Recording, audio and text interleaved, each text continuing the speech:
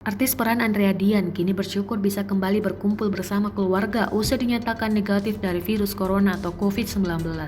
Andrea menjadi salah satu pasien yang sembuh dari COVID-19 setelah menjalani perawatan selama 3 pekan. Berikut rangkuman Kompas.com terkait kesaksian istri dari Ganindra Bimo itu tentang pengalamannya saat menjalani perawatan di Wisma Atlet.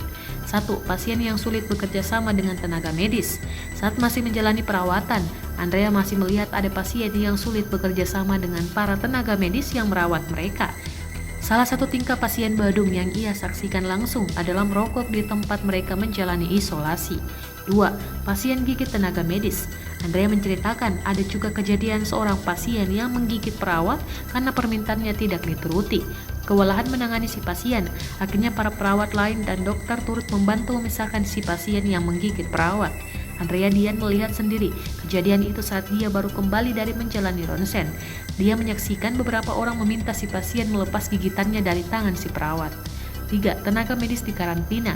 Akibat kejadian itu, si perawat akhirnya dikarantina selama 14 hari dan berstatus sebagai pasien dalam pengawasan karena gigitan si pasien membekas pada tangannya.